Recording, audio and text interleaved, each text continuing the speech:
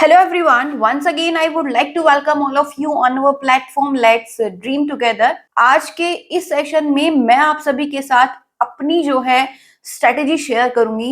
Exam से 30 दिन पहले मैंने क्या किया था और किन किन बातों का ध्यान आपको रखना है अपनी प्रिपरेशन करते वक्त लास्ट 30 डेज में। कुछ गलतियां हैं जो आपको नहीं करनी है। There are some dos and don'ts जो आपको फॉलो करने हैं प्रिपरेशन करते वक्त। ये लास्ट मोमेंट ऐसी मोमेंट होती है, यहाँ पे जो है आपका छक्का लग भी सकता है और चूक भी सकता है। ये आपका डिपेंड करता है आपके डेली शेड्यूल पे, आप कैसे प्रिपरेशन करते हैं। मेरा selection DSSB TGT science 2021 exam से हुआ था। I have been working as TGT science since 2022 सितंबर। तो मैं आप सभी के साथ अपनी 1 मंथ की जर्नी शेयर करूंगी, कैसे जो है मैंने लास्ट मोमेंट पे अपनी प्रिपरेशन करी और आप उसकी हेल्प से अपना शेड्यूल तैयार कर पाएंगे। सो वीडियो को एंड तक जरूर देखिएगा। उम्मीद करती हूँ कि आपकी तैयारी जो है जोरों शोरों से चल रही होगी। एग्जाम डेट्स DSSB ने दे दी है। 6 और 7 सितंबर को आपका एग्जाम होने वाला है। मैं हमेशा आपको इंटीमेट करती रहती थी कि DSSB जो है आपको सरप्राइज देगा कि हाँ जी ये लो एग्जाम आ गया है। 4 से 5 महीने पहले काफी स्टूडेंट्स परेशान थे कि मैम एग्जाम नहीं हो रहा है और एग्जाम डेट नहीं आ रही है, और अब मैक्सिमम स्टूडेंट्स इसलिए परेशान हैं कि हमें रिवीजन करने का टाइम नहीं मिल रहा है। तो देखो अच्छा खासा समय आपको मिला है फॉर्म भरने से लेके अब तक। अगर आप उनमें से हैं जिन्होंने अच्छी खासी प्रिपरेशन करी है तो मैं यही कहना चाहूंगी, एक बार एंड तक वीडियो को देखना। क्या पता आपको कुछ ऐसे पॉइंट्स और मिल जाए जिससे आप आपकी प्रिपरेशन में 4 चांद लग जाए। सबसे मोस्ट इम्पॉर्टेंट पॉइंट नंबर 1 ये है, आपको पता है NCERT जो है अपनी बुक्स में कुछ रिफॉर्म्स लेके आ रहे हैं, बुक्स को अपडेट कर रहे हैं, कुछ चैप्टर जो है डिलीट कर रहे हैं, कुछ एड ऑन कर रहे हैं। तो मैम कौन सी बुक फॉलो करें, ओल्ड NCERT या फिर न्यू NCERT? देखिए अगर आप न्यू NCERT से पढ़ रहे हैं तो काफी चैप्टर्स जो हैं वहां से डिलीट कर दिए गए हैं। तो मैं सजेस्ट करूंगी आप अपनी तैयारी जो है, आप टीचर बनना चाह रहे हैं वो स्टूडेंट्स के लिए डिलीट हुए हैं, आपके लिए डिलीट नहीं हुए हैं। According to DSSB indicative syllabus आपको जो है लास्ट मोमेंट पे ओल्ड NCERT बुक्स में से ही पढ़ना चाहिए। अगर आप ये गलती कर रहे हैं तो मत करिएगा, काफी चैप्टर्स आपके जो हैं रह जाएंगे। ये आपको नहीं करना है। आने वाले कुछ शॉर्ट्स वीडियोस में मैं आपको उन चैप्टर्स की लिस्ट भी प्रोवाइड करूंगी। ओल्ड NCERT बुक्स को लास्ट मिनट रिवीजन में आप यूज करेंगे और कहीं नहीं भटकेंगे। NCERT मस्ट है, एक एक लाइन जो है आप उसकी पढ़ेंगे। आई होप आपको ये पॉइंट क्लियर हुआ होगा। कोई भी रेफरेंस बुक लास्ट मोमेंट पे मत उठाइए। मैं कोई भी बुक अभी सजेस्ट नहीं करूंगी आपको। अगर आपकी प्रिपरेशन हो गई है तो ये स्टेप बाय स्टेप जो है आप प्रोसेस फॉलो करिए, अपना रिवीजन करिए। डेली एक चैप्टर आपने उठाया उसके MCQ डायरेक्ट आप यूट्यूब पे सर्च करिए, MCQ on fundamental unit of life, वहां से वो प्रैक्टिस हो जाएंगे। संतुष्ट आपको उसमें हो जाना है कि आपने अपने चैप्टर का रिवीजन कर लिया है और MCQ क्वेश्चन जो है प्रैक्टिस कर लिए हैं। बिना संतुष्टि के तैयारी करते रहोगे, एक बार ये उठाओगे एक बार वो उठाओगे और आपका अच्छे से कोई भी पोर्शन क्लियर नहीं होगा। तो ओल्ड NCERT से जाना है, उन्हीं से अपना रिवीजन करना है। एक एक लाइन जो है लास्ट मोमेंट पे एक बार आपको अभी क्लियर हो जानी चाहिए। या लास्ट मोमेंट पे जो है अपने रिसोर्सेज नहीं बदलने हैं कि किसी ने बताया कि अब ये ले लो, यहाँ से पढ़ लो, यहाँ से शॉर्ट नोट्स है रिवाइज कर लो, 1 लाइनर्स है। नहीं, जो आपने अब तक तैयारी की है उसी को फॉलो करना है, उन्हीं रिसोर्सेज को अगेन एंड अगेन रिवाइज करना है। अगर अभी जो है कुछ चेंजेस लेके आओगे तो प्रॉब्लम क्रिएट हो जाएगी। अगर आपने मुझे फॉलो किया है तो मैं कुछ ऐसे मेरे पॉइंट्स हैं देखने को मिलेंगे कि वो सेम ही रहते हैं। हाँ, गाइडेंस जो है आपको सेम ही मिली होगी कि NCERT बुक्स हमेशा मेरी टॉप प्रायोरिटी रही हैं। तो मैं अभी लास्ट मोमेंट पे आपको यही कहूंगी कि जो आपके रिसोर्सेज हैं उनको अभी चेंज नहीं करना है। अगर चेंज करो ये सबसे बड़ा ब्लंडर आप करने वाले हैं। आई होप आपको ये पॉइंट भी क्लियर हो गया है। इंडिकेटिव सिलेबस को फॉलो करिए।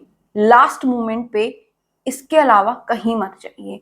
और उस सिलेबस में भी अगर आपने अब तक कुछ भी नहीं किया है तो मैं कहूंगी सबसे पहले आप 6 to 10th क्लास के टॉपिक्स को करिए।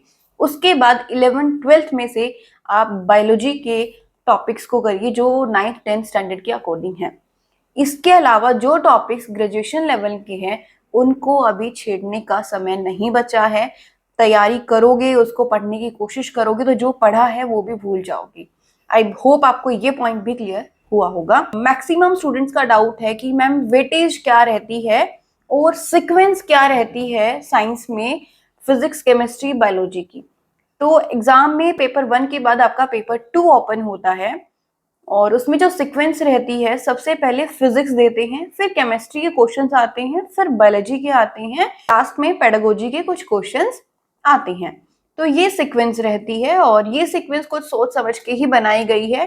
फिजिक्स में होते हैं न्यूमेरिकल्स, वहां पे बच्चे जो है फंस जाते हैं, टाइम वेस्ट करते हैं और उनकी हैबिट नहीं होती है कि क्वेश्चंस को स्किप करें।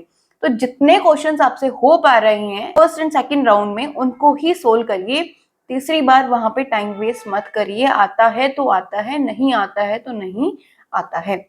आगे बढ़िए। केमिस्ट्री और बायो आपके लिए है, पूरा सेक्शन पड़ा हुआ है। आप अगर वहां पे टाइम वेस्ट करेंगे तो आप एंड वाले क्वेश्चन तक नहीं पहुंच पाएंगे।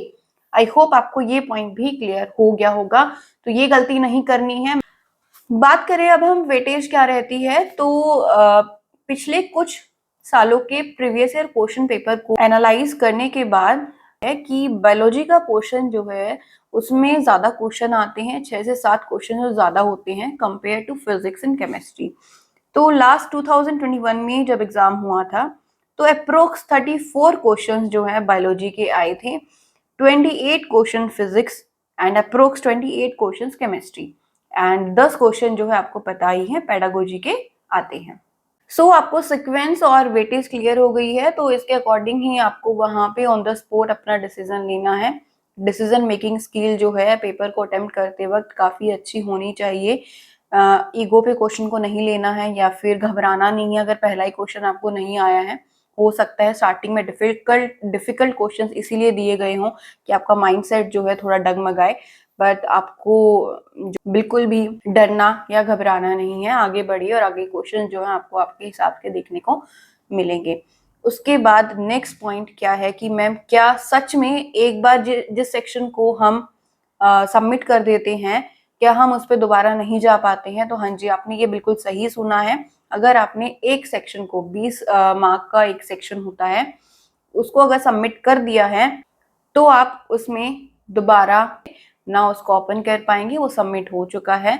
और ये पूरे पेपर में ही ऐसे आपको देखने को मिलेगा। आई होप आपको ये पॉइंट भी क्लियर हो गया है। नंबर ऑफ क्वेश्चंस की अटेम्प्ट को इंक्रीज करने के लिए हम जो है नेगेटिव मार्किंग कर देते हैं। क्वेश्चंस जो आते हैं वो तो करते, उनके नंबर तो जाते ही जाते हैं नेगेटिव में और आपका ओवरऑल स्कोर भी कम हो जाता है। तो नेगेटिव मार्किंग से बचिए, वही क्वेश्चन करिए जो आपको आता है।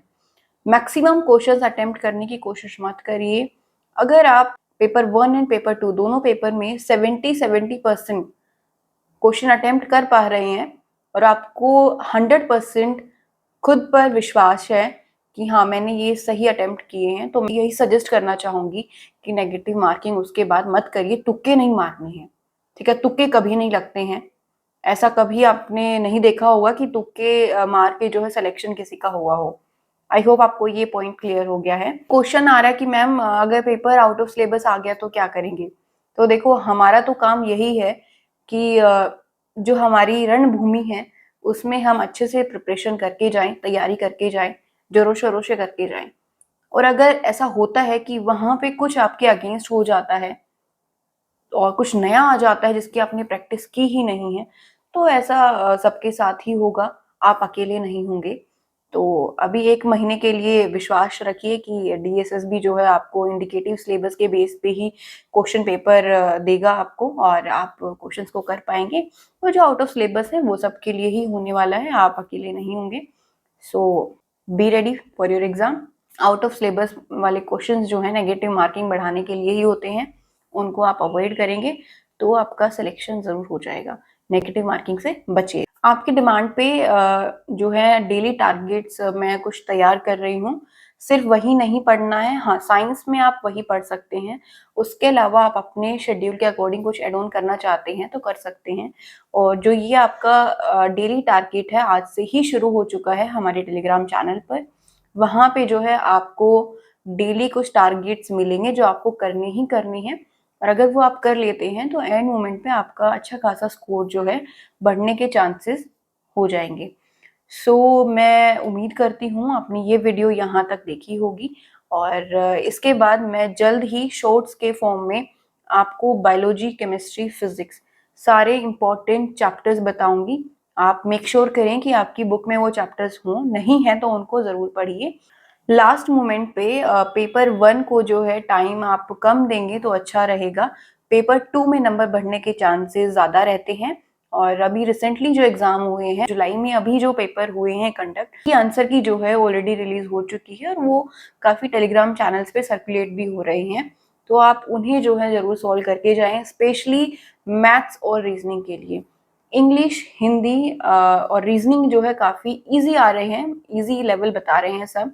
मैथ्स अगर आपका वीक है तो जो रिसेंटली पेपर हुए हैं, जो उसमें क्वेश्चंस आए हैं, उन टाइप्स को आप एक बार क्लियर कर लीजिए। तो आपके चांसेस हैं आपके 10 से 12 नंबर जो हैं आ जाएं अगर आप ऐसा करेंगे तो। और बात रही जीके की, तो जीके में जो करंट अफेयर्स हैं आप उनको करिए और लास्ट 1 ईयर के करंट अफेयर्स आप करेंगे। टॉपिक वाइज करें तो ज़्यादा बेस्ट रहेगा, और मंथली करेंगे तो वो भी ठीक ही है, बट मैं सजेस्ट करूँगी आप अभी टॉपिक वाइज करें। तो ये आपके कुछ डूज एंड डोंट्स होने चाहिए। और तैयारी जो है डेली करते रहो, किसी भी एक्सटर्नल फैक्टर्स को खुद पे हावी मत होने दो कि आप पढ़ ही नहीं पा रहे हो। आपका एक एक दिन जो है अभी उसकी अहमियत है। अगर आप अभी एक दिन भी वेस्ट करेंगे तो वो उसका नुकसान जो है काफ़ी बड़ा होने वाला है। लगे रहो, मेहनत करते रहो, काफ़ी टाइम से कर रहे हो, अब समय आ गया है कि उसको अच्छे से एक बार दोबारा रिवाइज करोगे जितना भी अब तक पढ़ा है, और अपना एग्ज़ाम में 100% आप देने वाले हो। और मुझे उम्मीद है अगर मैं कर सकती हूँ तो आप भी कर सकते हैं। Thank you, have a good day. जय हिंद, जय भारत।